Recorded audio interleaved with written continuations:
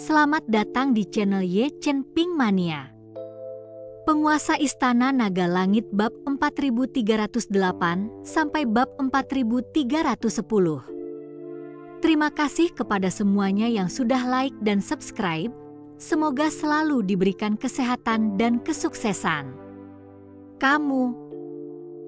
Kamu bahkan bisa bergerak? Alam Mahayana dipenuhi dengan kejutan. Dia berjuang untuk mengambil alih seruling tulang itu. Namun tidak peduli seberapa keras dia berusaha, seruling tulang itu tidak bergerak sama sekali.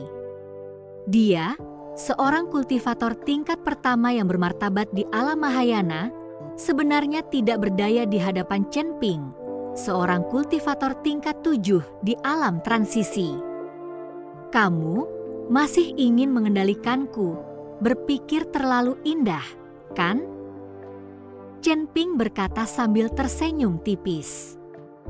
Kabut merah di sekitar tubuh asli Chen Ping langsung menghilang dan menjadi tanpa bayangan.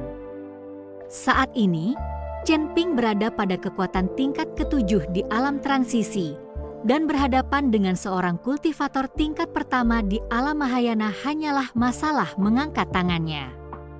Bagi Di Chongjing, masih berpikir untuk mengendalikan Chen Ping benar-benar delusi. Dengan sedikit tenaga, Chen Ping langsung mengambil seruling tulang itu ke tangannya, lalu mengangkat kakinya dan menendangnya keluar. Ledakan. Dengan jarak sedekat itu, Di Chongjing tidak mampu menghindar tepat waktu dan langsung terpental karena tendangan. Kalau saja Raja Iblis Awan Merah tidak menginginkan Di Chongjing ini mati perlahan, dengan tendangannya tadi, Chen Ping pasti sudah membunuhnya. Saat Di Chongjing terbang mundur, tubuh Chen Ping mengikutinya dengan cepat. Sebelum tubuh Di Chongjing sempat mendarat, tinju Chen Ping menghantam lagi. Ledakan. Chen Ping meninju dan menendang ke arah Di Chongjing. Dan Di Chongjing tidak mampu melawan sama sekali. Seorang ahli alam Mahayana dipukuli oleh seorang kultivator alam penyeberangan, berteriak ketakutan dan tidak mampu melawan. Saya khawatir tontonan semacam ini hanya bisa disaksikan pada Chen Ping. Ketika beberapa murid sekte darah dan tulang melihat ini, mereka semua menjadi pucat karena ketakutan.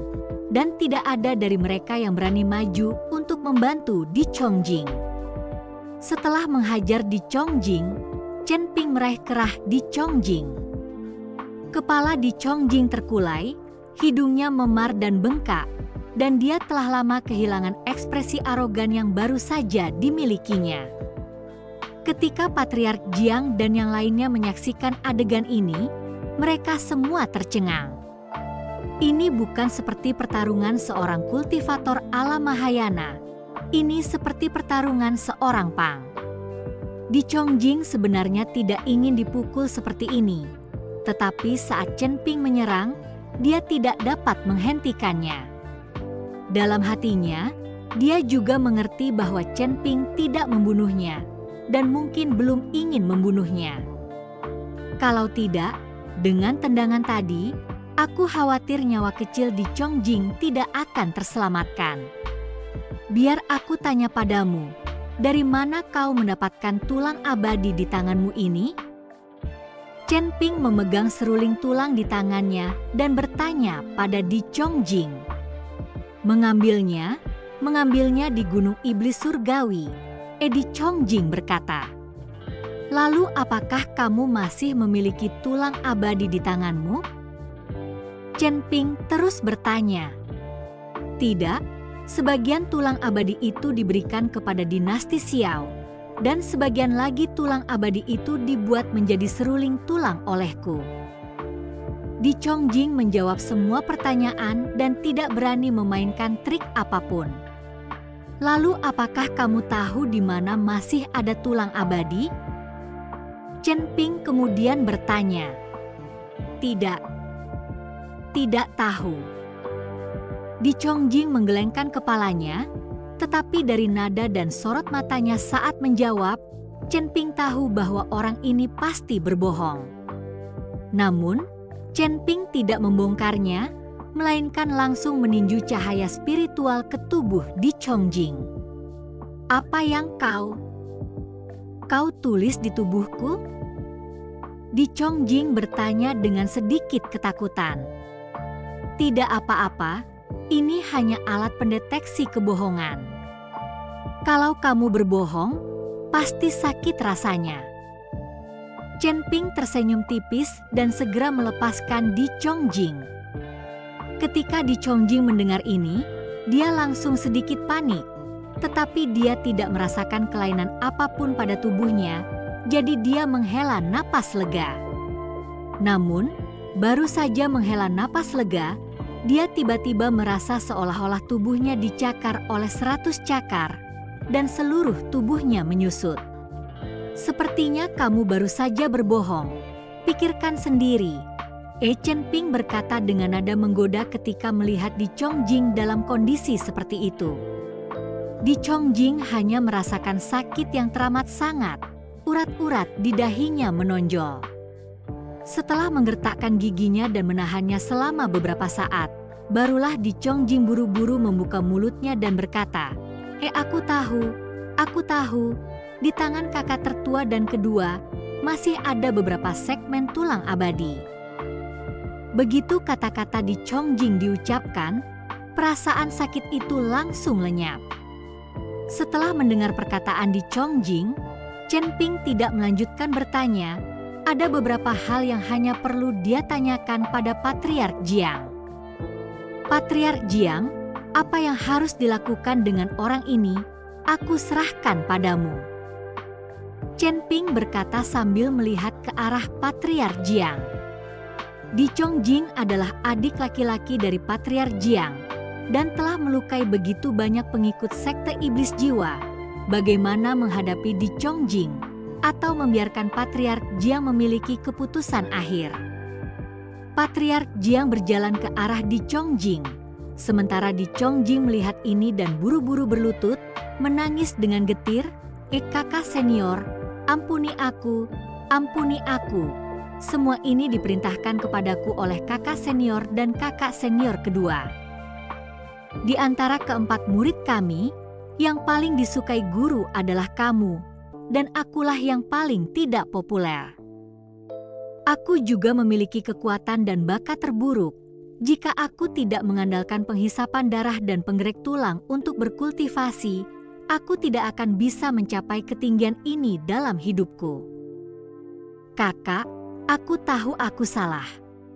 Aku mohon padamu, ampuni aku kali ini.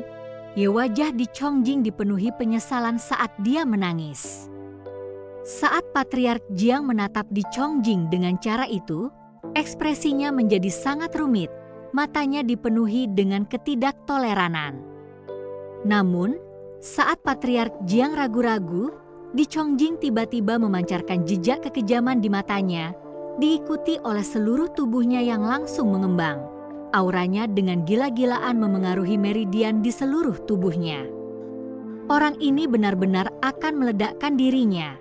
Seorang kultivator tingkat pertama ala Mahayana yang meledakkan dirinya.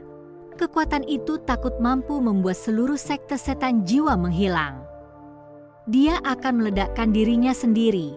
Pupil mata Chen Ping mengecil.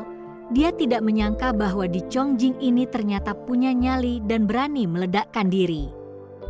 Tampaknya apa yang barusan ia lakukan, berlutut memohon ampun dan mengakui kelemahannya, semuanya hanyalah ilusi.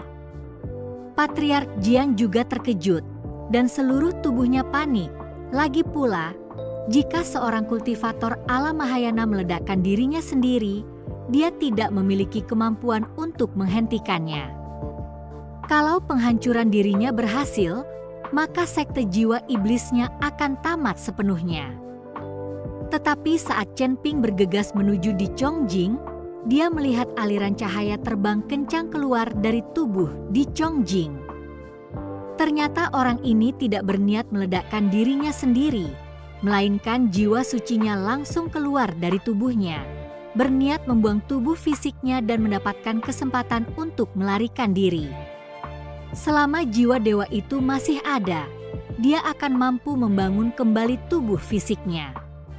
Lagi pula, dia mengikuti Patriark Jiang sebagai saudara senior, dan jika Patriark Jiang mampu membentuk kembali tubuh fisiknya, Di Chongjing juga tidak akan punya masalah. Belum lagi masih ada kakak tertua dan kedua. Asal dia bisa melarikan diri kembali, dia akan baik-baik saja. Setelah jiwa suci Di Chongjing terpisah dari tubuh fisiknya, ia langsung terbang menjauh. Sebaliknya, tubuh fisik menggembung seperti bola bundar dan akhirnya mengeluarkan suara yang memekakkan telinga. Ledakan. Kekuatan peledakan diri ala Mahayana sangat hebat, kecuali tanpa jiwa dewa, dan hanya memiliki tubuh jasmani untuk meledakkan diri, kekuatannya jauh lebih buruk. Pada saat meledakkan diri, Chen Ping memasang perisai yang langsung menghalangi akibat ledakan. Tetapi saat dampak ledakan itu mereda, jiwa suci Di Chongjing telah lama menghilang tanpa jejak. Sial, orang ini terlalu berbahaya, tiba-tiba membiarkannya lolos. Melihat ini, Chen Ping tidak dapat menahan diri untuk tidak mengumpat.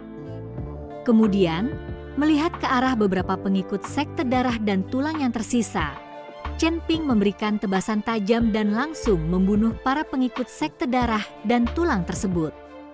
Tuan Chen, ini semua salahku. Keraguankulah yang memberi Di Chongjing kesempatan ini. Patriark Jiang berkata dengan penuh penyesalan. Patriark Jiang, ini bukan salahmu. Tidak ada yang menyangka orang ini begitu berbahaya. Sebaiknya kau atur para pengikut sekte jiwa iblis. Aku akan memurnikan beberapa pil untuk menyembuhkan luka mereka. Chen Ping tidak menyalahkan Patriark Jiang. Chen Ping sendirilah yang bertanggung jawab atas pelarian Di Chongjing. Prioritasnya sekarang adalah menyembuhkan banyak pengikut sekte setan jiwa. Chen Ping tidak punya banyak waktu untuk berlama-lama di sini, jadi dia harus bergegas sebelum dia bisa melakukannya. Melihat ini, Patriark Jiang buru-buru mengangguk dan kemudian menenangkan semua murid yang terluka parah. Sebaliknya, Chen Ping mendiagnosis para pengikut sekte setan jiwa yang terluka dan memurnikan obat-obatan. Butuh waktu seharian penuh bagi Chen Ping untuk merawat semua murid sekte setan jiwa yang terluka. Dan dengan pengobatan yang teratur, mereka akan sembuh dalam waktu singkat. Patriark Jiang, tidak ada satupun murid sekte iblis jiwa yang dalam masalah serius lagi. Mereka hanya perlu memulihkan diri. Chen Ping berkata kepada Patriark Jiang, Tuan Chen, terima kasih banyak. Kalau bukan karena Anda, saya khawatir sekte jiwa iblis saya ini sudah musnah. Patriark Jiang berkata dengan penuh rasa terima kasih. Patriark Jiang, itu hanya angkat tangan. Hanya saja aku tidak mampu membunuh Di Chongjing itu. Aku takut dia akan kembali merepotkanmu di masa depan, kata Chen Ping. Setelah mendengar ini, Patriark Jiang tampak sedikit sedih dan mendesah pelan. Aku benar-benar tidak menyangka bahwa kakak tertua dan kakak kedua akan mengikuti Di Chongjing ke kerumunan yang sama. Mereka telah melanggar sumpah mereka kepada guru. Saya juga minta maaf guru. Lagi pula saya tidak mampu menahan keinginan untuk masuk ke dalam alam. Patriark Jiang, apa yang terjadi di sini?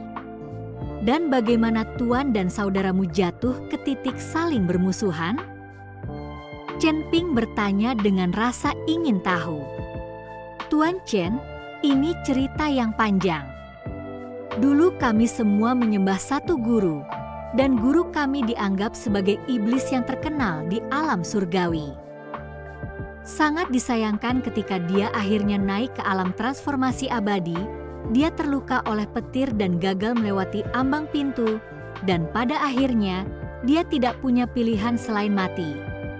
Tetapi sebelum meninggal, sang guru mendesak kami, jangan menggunakan ilmu kultivasi jahat. Meskipun kultivasi penghisap darah dan penggerek tulang dapat meningkatkan kultivasi dengan cepat, tetapi metode kultivasi ini membuat fondasi tidak stabil.